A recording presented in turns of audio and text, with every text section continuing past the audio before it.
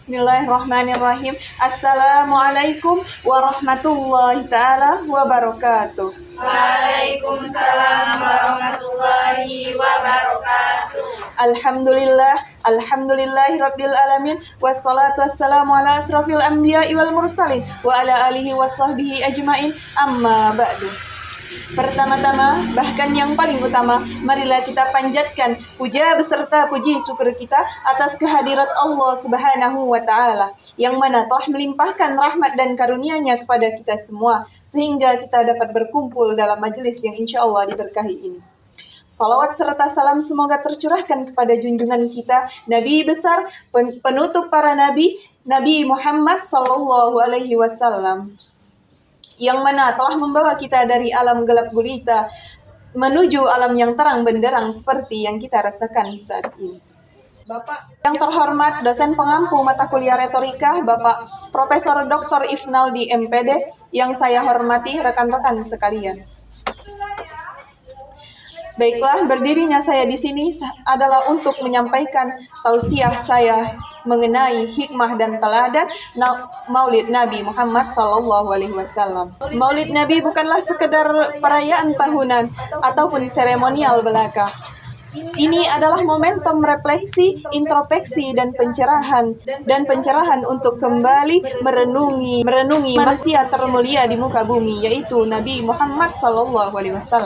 Beliau lahir pada hari Senin, tanggal 12 Rabiul Awal pada tahun gajah. Lalu, mengapa disebut tahun gajah? Karena tahun ini bertepatan dengan peristiwa besar, yaitu penyerangan Ka'bah oleh Raja Abraha. Raja Abraha membawa pasukan-pasukan besarnya, termasuk gajah-gajah yang sangat kuat, untuk menghancurkan Baitullah. Namun Allah Subhanahu wa Ta'ala menggagalkan rencana jahat itu. Allah Subhanahu wa Ta'ala mengirimkan burung-burung ababil, burung-burung ababil dan yang membawa batu-batu dari api sijil. Kemudian Allah memerintahkan burung-burung itu untuk dari pasukan Abraha hingga binasa. Peristiwa ini diabadikan dalam Al-Quran surah Al-Fil ayat 5, yang mana berbunyi fajalahum ka'asfim ma'kul, yang mana artinya sehingga dia meniadakan mereka seperti daun-daun yang dimakan ular. Hadirin sekalian, Maulid Nabi membawa cahaya yang merobek zaman jahiliyah. Kehadiran beliau bukanlah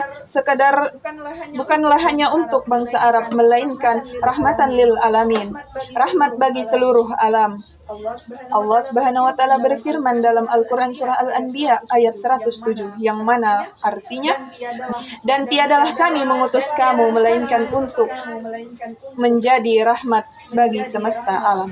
Ayat ini menegaskan bahwa ajaran yang dibawa oleh Rasulullah SAW adalah solusi kedamaian dan keberkahan bagi kehidupan di dunia maupun di akhirat.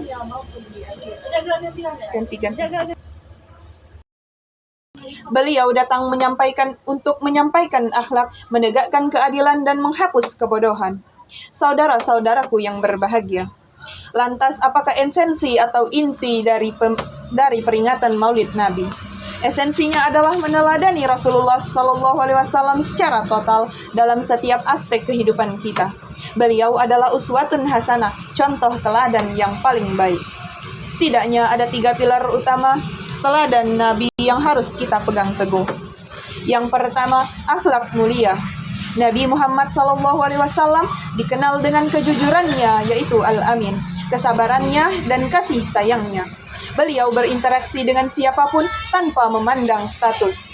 Jika ingin melihat gambaran sempurna tentang etika dan moral, maka lihatlah pribadi Rasulullah. Marilah kita berusaha keras untuk berbuat jujur dalam perkataan, sabar dalam menghadapi cobaan, dan santun dalam bermasyarakat. Yang kedua yaitu keadilan dan kepemimpinan. Dalam memimpin, Rasulullah SAW selalu menjunjung tinggi keadilan, bahkan kepada musuh sekalipun. Beliau adalah pemimpin yang merangkul, bukan memukul. Beliau mengutamakan musyawarah dan selalu berada di garis teladan dalam setiap kesulitan.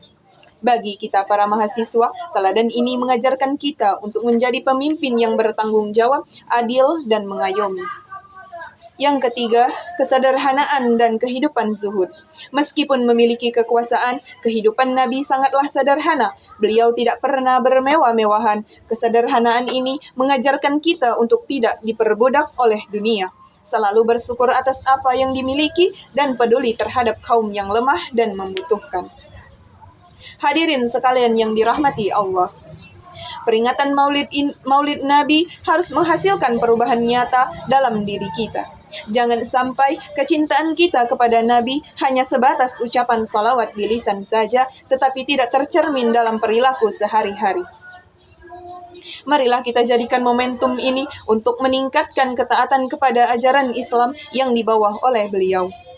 Memperbanyak salawat sebagai bukti cinta dan harapan kita akan syafaatnya. Mengimplementasikan sunnah beliau dalam kehidupan pribadi, keluarga, dan masyarakat. Semoga Allah Subhanahu wa taala senantiasa memberikan kita kekuatan untuk meneladani Rasulullah sallallahu alaihi wasallam. Semoga Allah Subhanahu wa taala senantiasa memberikan kekuatan kita untuk meneladani Rasulullah sallallahu alaihi wasallam dengan sebaik-baiknya. Amin. Sebagaimana pepatah mengatakan, unzur man qala wa la tanzur man qala. Lihatlah apa yang dikatakan, jangan melihat siapa yang mengatakan. Jika ada kebenaran itu datang dari Allah Subhanahu wa taala, dan jika ada kekurangan dan kelemahan itu murni dari kelemahan saya sebagai manusia biasa. Kepada Allah saya memohon ampunan dan kepada kalian semua saya meminta maaf. Akhirul kalam, wabillahi taufiq wal hidayah. Wassalamualaikum warahmatullahi wabarakatuh. Waalaikumsalam